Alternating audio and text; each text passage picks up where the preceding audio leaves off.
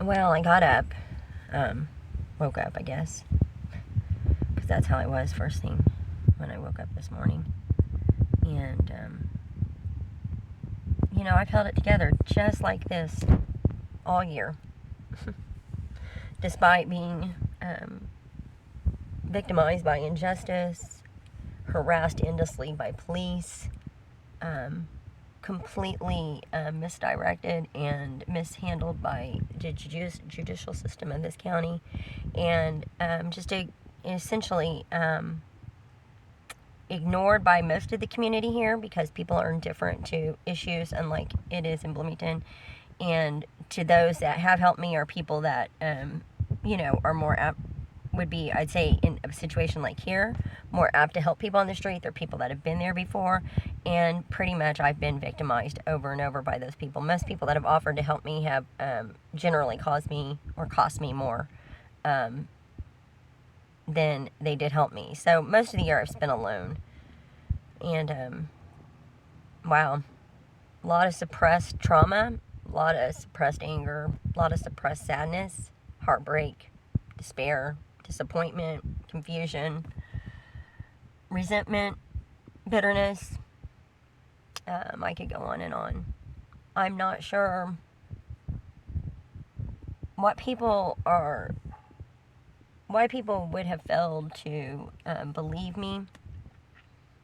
I've always been a very forthcoming person. I've had some problems since I turned 40. I'm 47.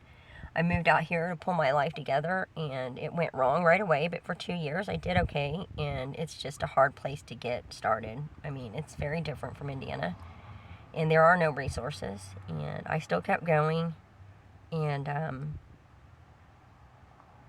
I just had the two civil issues. The first that, caused me homelessness the first time, and then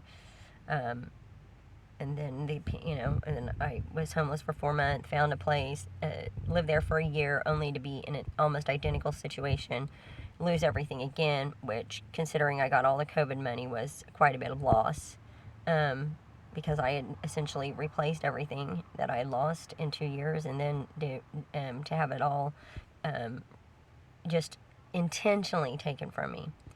Nobody would help me. Nobody would listen to me here. Nobody would help me. Other than send me money, some people.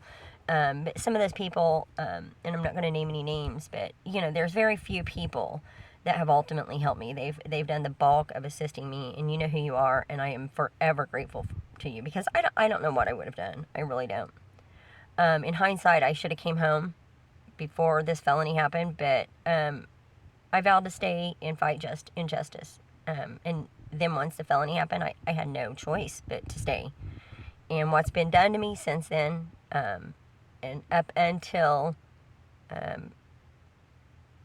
that, is definitely an indication that I am a targeted individual by this county, and I don't know exactly why. I don't know if it had to do with that judge and my vow to use the second part of the work compensation I got because of COVID, because it was, quite a bit, because I got it in a lump sum. I was going to use a portion of that to sue that judge.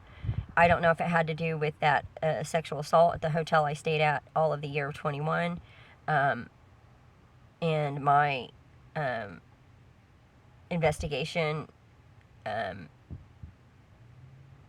into that person that committed the sexual assault, and thinking that he was eventually deciding that he could possibly be an undercover cop, and just the whole way that was handled, and the way the things at the hotel were handled, just speak of something that it just isn't normal. And then everything that happened there, that's when my life just started to just go, wow, out of this world crazy. And it's been nonstop since then. Nonstop. And at every step of the way, all I've done is trudge forward. And I feel like I've been judged and persecuted and wrongly thought of because of me being in this position. And I know it's hard to believe in it. And I totally, at times, said that. I mean, at times, I say times because I barely spoke about it. You know, I sent out the cry for help right before the 2 misdemeanor arrests happened at that house where I was being, you know, and I believe the cops were in on that now. And I mean, I think when this all comes to light, everybody else is going to see that. Then I've been arrested multiple times since then. I've been completely frauded by the judicial court here that have, at every, at all costs, tried to make me get, coerce me into taking this plea, to the point where they have completely lied. Every attorney, all 3 public defenders, 2 public defenders, 1 contracted lawyer. Now I've got a 4th contracted lawyer. They're all in on it.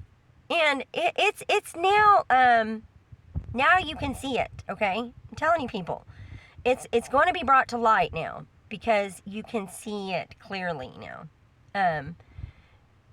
When I went to jail on September 9th, 9th, I think, was it the 9th or 14th? Anyway, if I went there on the 9th, that was my, oh no, that would have been my husband and I's anniversary. I don't think it was on the 9th then. Anyway, when I went there, you know, it was because a bench warrant was issued for me at the end of July. By that time, I mean, I'm barely hanging on. I really am. I've left town because as soon as the bench warrant was issued, because something just seemed off. I didn't think I had missed a court date, but I didn't even have time to respond. As soon as I saw at the library, 2 days had passed since the court date, I mean, I knew they were going to be waiting for me. And they were, and I maneuvered, tricked them, and they were toying with me, following me, weird, you know, the cops and other people here in town. I tricked them and maneuvered out of town and stayed out of town, trying to figure out what was going on, and until I got the 3rd public defender. Because I needed help. I thought maybe this 3rd, he wasn't public defender, the 3rd attorney that was contracted by the county for conflict resolution, I thought maybe he would help me. Come to find out, I didn't meet him till I was in jail, and no, he just ignored everything too. And there has been clear fraud and abuse of process. I've already beat the first 2 misdemeanors, had a 3rd one dropped. There's 2 more that I think I will get dropped. And I'm going to beat this felony now because of fraud. I have suffered for a year, tremendously, homeless, lost everything again, and nobody listened to me while this was happening. Absolutely nobody. And in fact, I feel like people more or less judged me and thought that I'm just making this up to get pity and to manipulate people into money. And I actually had one of my closest friends repeatedly try to convince me that this was all me, that none of this was true, that I was just making this up because I'm somebody that plays the victim. And you know, first off, that term is very much misused because the psychological definition of it, I don't meet any of the criteria of somebody like that. And it's often abused because blaming, well, I'm not playing the victim, I am the victim. And it's people blame the victim a lot. Not only like in rape situations, but also in social injustice situations, because of various reasons. I've looked up the psychology of it, and I encourage you all to too. From this, I mean, I hope to do something good with my life if I make it through it. But you saw me this morning. I held that in most of this year, okay? I felt that day in and day out, but I held it in. But now I have nothing left. And the reason I have nothing left is because they arrested me on that bench warrant. Or not arrested me. They picked me up on that bench warrant eventually. I ran out of gas, and then I said striking, and a deputy passed me. Didn't even ask me my last name, and I had totally changed my hair and everything, and knew exactly who I was. In a county that's the size of Delaware with 500,000 people. Come on. Really? And I'm not targeted. Think about it, people. And when you see all the effort that's been put into dismantling this, dismantling me, and also into trying to coerce me into a plea in this case, because they know that if all the stuff that's happened is brought to trial, they're going to look like idiots. At this point, they know if it is brought to trial or if it is dismissed, I'm going to have a lawsuit. Because it has not been just, It has been abuse of process and false fraud since the beginning of the case. And I've been trying to get answers in regards to everything that's gone on throughout the whole case. And there's documented evidence of that. And nobody would help me. I've been lied to by every single public defender and the contracted lawyer I had. It's been total negligence on behalf of everybody. And it's prolonged negligence that has taken everything I've got and destroyed almost 2 years of my life at this point, because it started from the get-go. The police department knew they did wrong. The court has known they've done wrong. They have totally frauded this case. The police have violated so much of their protocol, and they do all the time. They are shutting me down because I stood up to them, and not many people here do that. And that's where one of my strong points. That's why I belong in a place like Bloomington, because we're forward thinking. We're people that do that. We don't stand by and let the world undermine us. We're people that know our rights. We're intelligent. We know what we should be doing for ourselves and humanity. And yet, all the people I know back home essentially ignored me when I sent out a plea making the claims that I did, all of which were true. That was almost 2 years ago. Well, not quite. It's been a year ago, because that was prior to September when they arrested me on complete false allegations for 2 misdemeanors. And everything I've gone through, and some of which I have documented. I had a lot documented, but I've lost everything. It's amazing. It's amazing I've been able to hang on to my court papers. Because when I got out of jail this time, all I had was the clothes on my back, my purse, and my papers, which I'd hidden the day before my arrest out in the desert. Otherwise, I have no evidence of this, people. And now I'm living in the back of somebody's truck that I met this summer, an old elderly couple, and they're about ready to boot me out, I think, because they don't want a person living in the back of their truck. But there's no help here. You think I was just making all this shit up, people? There's no help. Look it up. Call. Don't just look it up. Look into it. They can tell you all day here, call 211 to get resources for help. Call 211 and see what you come up with. Yeah, get those names of the places they give you. Call and do the applications.